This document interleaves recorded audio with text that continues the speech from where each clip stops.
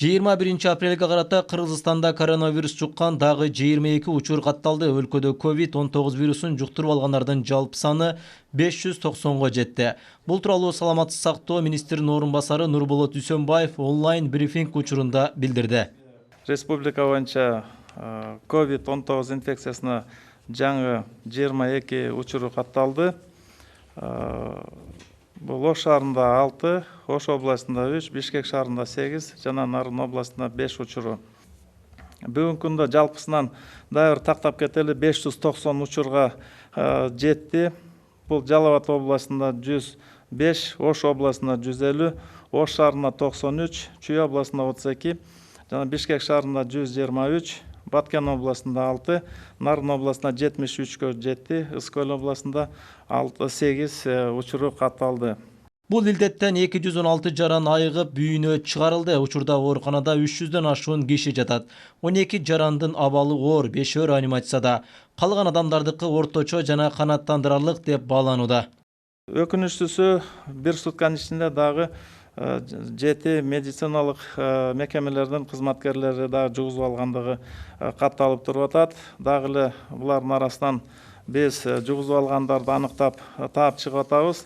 Анткени алар дагы контактта болуп, байланышта болушуп, биз ошол контактларды издеп тактаганда ушул учурлар чыгып калып атат. Бишкек шаарынан 3, Ош областынан 2, Ош шаарынан 2 жанакындай биздин мекемелердин кызматкерлери. Ал эми инфекцияны жуктуруп алган жарандар менен контактта болгондордун жалпы саны 8367 адам. Алар менен жакын байланышта болгон 714 киши обсервацияда жатат. Учурда тесттер алынып, дарыгерлердин көзөмөлүндө турушат. Жакын байланыштагысы биринчи категориядагы 1940 адам медициналык көзөмөлгө алынып, обсервация шартынан өтүлүп, мындан тышкары ошо алгоритм боюнча бир нече ирет лабораториялык тастыктоолордон да өткөзүлүп жатат. Бүгүнкү күнү мына ушул биринчи категориядагы 1940 адам турат. Ошонун ичинен мына 175 жана көзөмөлдөн карантинден чыгарылып, бирок ошол эле учурда ушул биринчи категория жана байланыштардын ичинен 350сүн биз ошо көзөмөл убагында лабораториялык жол менен арасында ушу жугузуп алгандарды таап чыгып, мына биздин стационарларга алып барып дарылап кетирдик. Бул дагы аябай көзөмөлдүн деген натыйжалуулугун белгилейт. Кыргызстанга сырт жактан жарандардын кирбөсү үчүн чек араларда дагы да болсо тартип өз нугунда иштөөдө. Мунун бирден бир максаты тажы вирусунун жайылып кетишинин алдын алуу. 20 апрелде Кытайдан медициналык кызматкерлердин тобу келди. Кытай медиктери кыргыз дарыгерлерине коронавирус илдетинин жайылышы менен күрөшүүгө жардам беришет. Тажрыйба алмашып, чет өлкөлүк медицина адистери ооруларды дарылоонун ыкмаларын үйрөтүшөт. Бул тууралуу өкмөттүн басма сөз кызматы маалымдады. Медициналык эксперттик топ менен вице-премьер-министр Аида Исмаилова жолугушту. Исмаилова Кытайдан келген дарыгерлер тобу Кыргызстандын саламаттык сактоо системасында иштеген кызматкерлерин аралыктан окутууну пландаштырып жатканын айтты. Эксперттик топ өлкөгө 10.000 номер 95 респиратор, 2.000 коргоо кийимдери, 2 жасалма дем алдыруучу жабдуу, дары-дармектерден турган гуманитардык жардам ала келген. Буга чейин Кыргызстанга 19 апрелде Дүйнөлүк саламаттык сактоо уюмунун линиясы менен Польшадан 8 медициналык кызматкерден турган топ келген. Маалыматка ылайык алар Бишкек, Ош жана Жалал Абад шаарларында коронавирус инфекциясына каршы күрөшүүдө жергиликтүү дарыгерлерге көмөк көрсөтүшөт.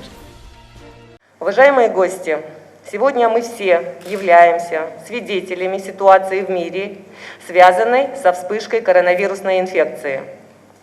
И очень печально, что вирус распространился по всему миру и охватил 199 стран и регионов, в результате которой есть многочисленные человеческие жертвы.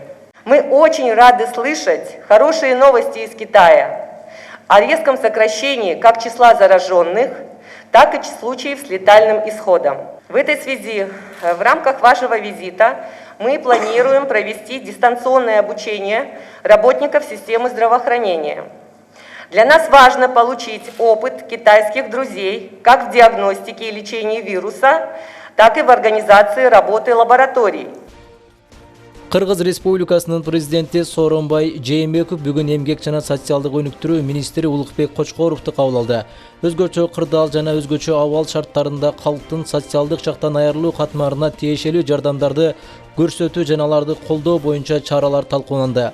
Мамлекет башчысы түзүлгөн кырдаалда муктаж жарандарга даректүү жардамдарды көрсөтүү боюнча иштер өзгөчө көзөмөл алдында болушу керектигин эске салды жана бул багытта иштерди күчөтүүгө чакырды. Ошондой эле түзүлгөн кырдаалда көбүрөөк жардамга муктаж, ден соолугунун мүмкүнчүлүгү чектелген жана улгайган жарандарды социалдык жактан коргоону талаптагыдай камсыз кылууга көңүл бурду. Улукбек Кочкоров аз камсыз болгон жана кыйынчылык тарткан үй бүлөлөргө жардам көрсөтүү максатында 12-27 тынымсыз телефону иштетилип, аны менен күнүгө 30 миңге жакын кайрылуулар болуп жатканын баса бериледи. Мындан сырткары жарандар жардам боюнча кайрыла ала тургандай 12-27 түндүк KG онлайн платформасы түзүлгөн. Министр келип түшкөн кайрылууларга ылайык тизме түзүлүп, андан ары жергиликтүү бийлик органдарына тиешелүү жардамдарды көрсөтүүгө жиберилип жатканын белгиледи. Бул системалар аркылуу бүгүнкү күндө 393 миң арыз келген. Анын 225 миңи канааттандырылган. Аз камсыз болгон үй бүлөлөргө ушул өзгөчө кырдаал, өзгөчө абалга киргизилгенге байланыштуу кыйналган жарандарга өз убагында тиешелүү жардамдарды көрсөтүү боюнча ишти күчөйтүү боюнча жергиликтүү бийликтер менен мунун баардыгын азыр иштерди уюштурабыз. Айта кетейин дегеним, ушул 12-27 түндүк KG системасы боюнча баардык жардамдар ошол жака киргизилип, анан эртеңки күндө ошол коомчулуктун алдында дагы тиешелүү отчетторду бергенге дагы бизде мүмкүнчүлүк түзүлдү. Мына бүгүн бизде мындай маалымат, автоматташтырылган маалымат системасы иштеп жатат. Акыркы суткада саат 21:00-6:00 аралыгында Кыргызстанда коменданттык сааттын талабын бузган 114 адам кармалып, 5 автоунаа атайын токтотмо жайларга киргизилди. Алардын ичинен Бишкек шаарында 91, Жалал Абад шаарында 3, Ош шаары боюнча 6, Нарын шаары 8, Ат Башы району боюнча 5, Сузак району боюнча 1 адам коменданттык сааттын талаптарын бузган. Ал эми Ноокат жана Кара Суу райондорунда тартип бузуулар катталган жок. Жалпысын алганда 25 марттан тартып 3084 жаран коменданттык сааттын талаптарын бузуп кармалган. Ички иштер министрлиги жарандарды өзгөчө абалдын жана коменданттык сааттын талаптарын так аткарууга чакырды. Мындан тышкары интернет аркылуу жалган маалымат тараткандарга мыйзам чегинде жоопкерчилик каралганын эскертти. Комендант саатынын убагында коюлган талаптарды башибей көчөдө жүргөн 91 адам кармалган. Анын ичинде 82 эркек, 9 аял жана 1 жет өлкүн жараны. Кыргыз Республикасынын конституциялык мыйзамдын 28 беренесине ылайык 79 протокол түзүлгөн жана Кыргыз Республикасынын бузуулар кодексинин 82 прим 1 беренесине ылайык 12 протокол түзүлгөн. Бүгүн онлайн брифингде Жалал Абад облусунун Сузак району жана Жалал Абад шаары боюнча коменданты Жеңиш Жоробеков элден келген суроолорго жооп берди. Анда алгач комендант 1 сутка ичинде коменданттык саат учурунда катталган кылмыштуулукка токтолду. Урматтуу мекендештер, жалпысынан өткөн 1 сутканын ичинде Жалал Абад облусу боюнча 18 кылмыш катталды. Анын ичинен 17си өздүгү менен катталган кылмыштардын арасында оор жана өзгөчө оор кылмыш катталган жок. Ошол эле мезгилде 1 сутканын ичинде коменданттык саат эрежелерин бузган 4 жаран кармалып, анын ичинен Жалал Абад шаары боюнча 3-ө жана Сузак району боюнча 1-ө тиешелүү мыйзам чегиндеги иш-чара көрүлүп, протоколдор толтурулду. Жалпысынан 1 сутканын ичинде шаар жана райондук иштер бөлүмүнө 123 жаран жеткирилип, алар менен тиешелүү түшүндүрүү иштери жүргүзүлдү. Учурда калкка түшүндүрүү иштери жүргүзүлүп, жолдо жөндөн-жөн жүргөн элдерге эскертүүлөр берилип, бет капсыз жүргөндөргө айыппулдар салынат. Андыктан айтылган эрежелерди сактоо мезгил талабы. Ооба, рейд учурларында күндүзгү мезгил биз айыл-айылдарды кыдырып, кызматкерлери менен элдердин арасында биринчи рет сөз кылып түшүндүрүү иштери жүргүзөбүз. Бул мыйзам, тартип жана санитарлык эпидемиологиялык норма боюнча. Бирок кээ бир учурда биздин чакырууларды, биздин түшүндүрүү иштерди кабыл албаган тилек каршы жарандарыбыз бар. Аларга сөз кылган мыйзам чегинде чара көрүп атабыз. Бул Кыргыз Республикасынын бузуулар кодексинин 150 беренесинин негизинде бул санитарлык эпидемиологиялык нормалар жана гигиеналык эрежелерди бузуу боюнча айып пулга жарандар тартылып атат. Бүгүнкү күнү жалпысынан 39 жаранга протоколдор түзүлүп, санитарлык эпидемиологиялык нормаларды бузган үчүн санитарлык кызматкерлер менен биргеликте мыйзам чегинде жоопко тартылып атат. Бүгүнкү күндө комендантуранын алдында бирге жеңебиз аттуу штабы түзүлгөн. Анда аз камсыз болгон үй-бүлөлөргө, азык түлүккө муктаж адамдарга жардамдар берилүүдө. Бул да болсо берешен, кайрымдуу инсандардын демөөрчүсү менен ишке ашууда. Урматтуу биздин жарандар, бир топ кайрылуу, бир топ коңгуроолор, бир топ суранычтар болуп атат. Бул негизинен акыркы мезгилде бул социалдык маселелер, анын ичинен сөз кылганда социалдык кайрымдуулукка муктаж болгон бир топ жарандарыбыз бар. Биз баарыңыздардын арыздарыңыздарды, кайрылууңуздарды, өтүнүчтөрдү четке какпастан баарын карап чыгып атабыз. Мүмкүн болушунча мамлекет тарабынан же жеке жарандар тарабынан бирок сөзсүз жардам бергени аракет кылабыз. Ошон үчүн мен биринчиден жалпы жарандарга дагы бир рет кайрылып кетем. Бизди чектөөлөрдү туура түшүнүп, үйүңүздөрдө отуруп, мыйзам тартипти бузбай, санитарлык, эпидемиялык жана жеке гигиеналык нормаларды сактасаңыздар.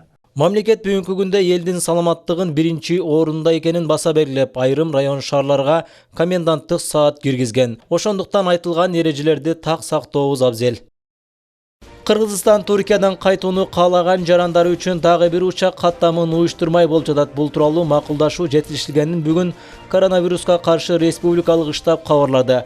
Штабтын маалыматына караганда 24 апрелге Стамбул-Бишкек каттамы боюнча чартердик авиа рейс уюштуруу пландалууда.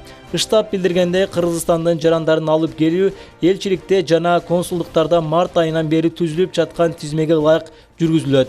Биринчи кезекте артыкчылык улайгандарга, балдарга, аялдарга жана ден соолугу начарларга берилет. Учурда кыргыз жарандарынын Туркиянын башка шаарларынан Стамбулга келиши үчүн жергиликтүү бийлик өкүлдөрүнөн уруксат алуу маселеси талкууланууда. Туркиядан Кыргызстанга кайта албай жаткан 487 мекендештин 211-и 17 апрелде Бишкекке учуп келген. Авиа каттамдар коронавируска байланыштуу чек аралар жабылганда убактылуу токтогон. Орусия мамлекети менен келишимдин негизинде сатып алынган будай Кыргызстанга келе баштады. Кече 15 вагон менен келген 1028 тонна будай чүйдүн Кара-Балта шаарында жайгашкан Дан мамлекеттик ишканасынын кампасына түшүрүлдү. Бул тууралуу маалымат өкмөттөн алынды.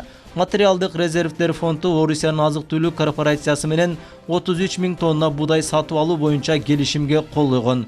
Ушул аптанын ичинде дагы 36 вагонго жүктөлгөн будай темир жол аркылуу келет. Калган бөлүгү май айынын аягында келип калары кабарланды. Буга чейин өлкөдөгү азык-түлүк коопсуздугун камсыз кылуу максатында өкмөт 800 миллион сомго дан азыктарын сатып аларын маалымдаган. Анын 400 миллиону өлкө бюджетинен бөлүнсө, 200 миллион сомун РСК жана Айыл банк бөлмөк. Өкмөт өлкөнүн мамлекеттик материалдык резервдер фондунда 60 000 тонна дан сакталып турганын билдирген. Төкмө акын комузчу эл артисти Элмирбек Иманалиев 42 жашында мезгилсиз дүйнөдөн кайтты. Маркумдун сөөгү анын Туңгуч кичи районундагы үйүнөн чыгарыларын, аларча көрүстөнүнө койларын Элмирбек Иманалиевдин күйөө баласы Мирзат Муканов Фейсбуктагы баракчасына жазды. Атам эртең саат 11-де Туңгуштан чыгарылат, аларчага коюлат. Бирок бул чакыруу эмес, аз киши болсун деп жатышат, туура түшүнөбүз деп жазылган баракчада. Чыган акын Элмирбек Иманалиев 1978 жылы 17 январда Токтогул районунун Өзгөрүш айылында туулган.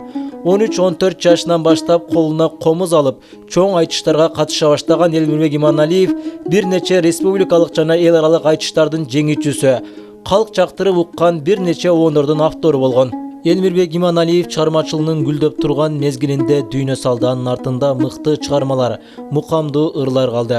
Нукура талант кыргыз элинин сыймыгы, улуттук өнөрдүн көрүнүктүү залкарларынын бири катары. Эл ырчысы Элмирбек Иманалиевдин жаркын элеси элибиздин жүрөгүндө түбөлүк жашайт. Жакындарына, туугандарына, өнөр кесиптештерине терең кайгыруу менен Жалал Абад областык медиа борборунун жалпы жааматы көңүл айтып, азасын тең бөлүшөт.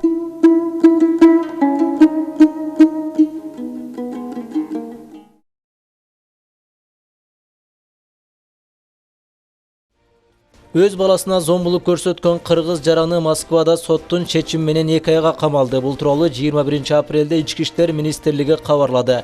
Мекеменин Орусиядагы өкүлчүлүгү Москванын кылмыш иликтөө башкармалыгынын аймактык бөлүмүнө ал жаранга карата орус мыйзамына ылайык чара көрүү тууралуу кат жөнөткөнү, факты боюнча катталып кылмыш иши козголгону маалым болду. Кылмышка шектүү кыргызстандыкка тергөөчүлөр Орусиянын жазык кодексинин уруп согуп кыйноо жана баланы тарбиялоо милдетин аткарбоо деген беренелердин негизинде айып койду. 17 апрелде интернеттеги социалдык түйүндөрдө болжол менен башталгыч класста окуган бала аеосуз токмок жеп жаткан видео тарап, бул окуя коомчулуктун кызуу талкуусун жараткан. Кыргызстандын ички иштер министрлиги баланы сабаган адам Жалал Абад облусунун Алабука районунун 35 жаштагы тургуну экенин, үй бүлөсү менен 2019 жылы күзүндө Орусияга кеткенин маалымдаган.